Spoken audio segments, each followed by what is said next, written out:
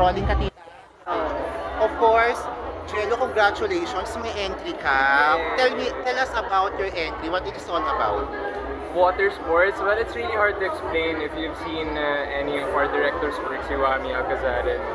You know that when you watch a film of his, laging unexpected, unpredictable yung mga mangyayari. But water sports is basically a story about a bunch of boys during a period where climate change is really, really real, and how they fight through it and how they survive through that climate change. Ikaw, kilala ka namin na hindi lang basta-basta gumagawa ng movie. You have an advocacy for that particular movie. So, ano yung pinaglalaban mo rito? For this one, yeah. You know what, honestly, going into it, kasi 1 year na ako nagti-TV, puro serye, gusto ko gumawa ng pelikula for the last part of the year, and I got to make a couple of films. Tapos may nag-offer sa akin na QC short. Sabi ko, oh, perfect, sana masingit sa schedule. And then hindi natuloy yung nag-inquire sa akin na yun. But then I saw Wami, and I know Wami, I'm friends with Wami for a long time now. And I asked him kung may cast na siya, and he was like, oh my God, ikaw talaga nasa isip ko. Sinan niya yung script sa akin, and yeah, we got to do the film.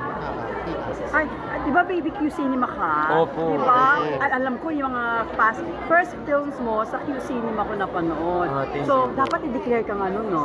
May The Prince of Q Cinema. Q Cinema Baby. Yes, ako like, kahit wala akong entry, lagi ako nanonood ng Q Cinema films. And last year nga, nakakatawa, si Wami and I were juries sa QC Shorts naman. Sabi ko, hindi ba dapat disqualified na to si Wami? Kasi nanalo na siya ilang beses na rin. Tapos jury pa siya last year. Pero okay lang. I mean, it's for fun naman. And syempre, we're all about exploring different types of mediums and ways of storytelling. Q Cinema is that film festival po lagi. But yeah, yung very first ko sa Q Cinema was 2015 pa yan. Kasi baka iba pa itsura mo noon, diba? So, nanalo ka na ba ng award sa Q Cinema? Wala pa po. Wala naman usually awards for actors sa Q Cinema. Nung nagpa-full length sila, merong awards I think for actors, but I didn't get to win anything. But you can consider as Q Cinema, siya yung nag-open ng door sa'yo sa show business.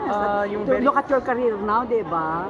Opo. I mean, lalo na in terms of education-wise sa films, dahil bilang artista, syempre gusto kong ma-educate sarili ko sa mga pelikula.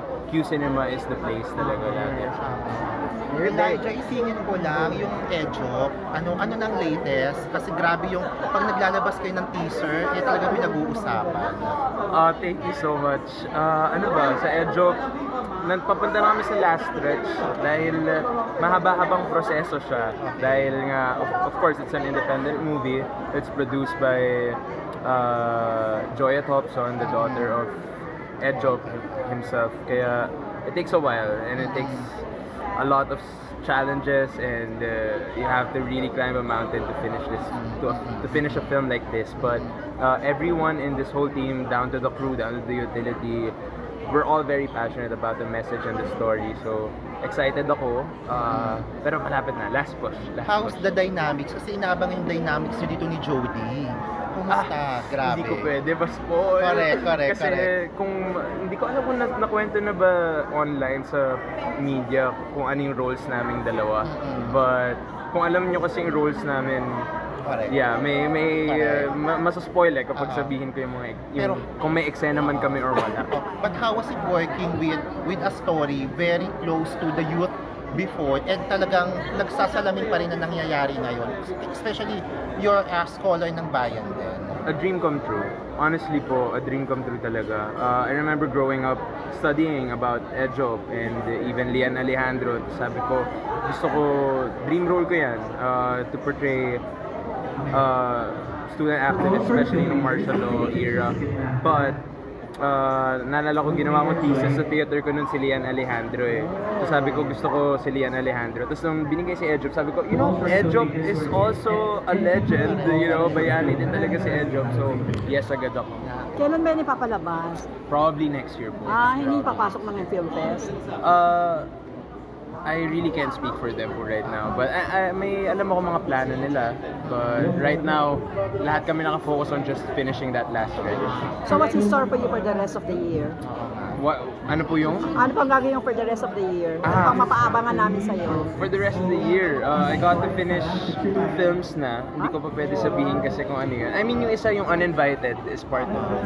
And Uninvited is part of it. Tapos, I'm about to start working on Savage Land with Richard Gomez and Direk Lino Cayetano. Yes po. Teleserye? Movie. Western movie. Okay. Tapos, dalawa kaming police, mag-ama kami, ganyan.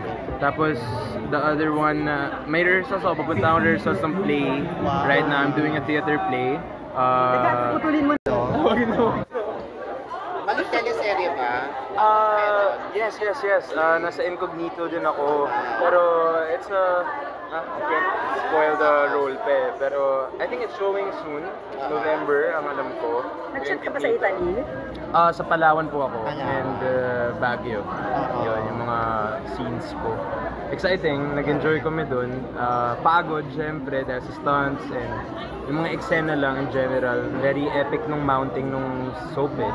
So masaya, ako na-enjoy ko naman.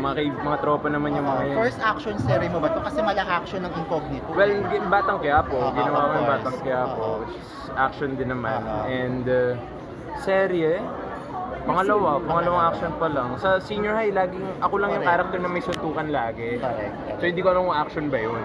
Considered. Pwede Considered na, na oh. considered. Pero tanong ko lang pasensya na, yung Batang Quiapo, bakit bigla ka tinanggal doon? Sorry, coming from you, gusto kong galing. Well, hindi ko rin... Ang alam ko kasi para mag-focus sa High Street.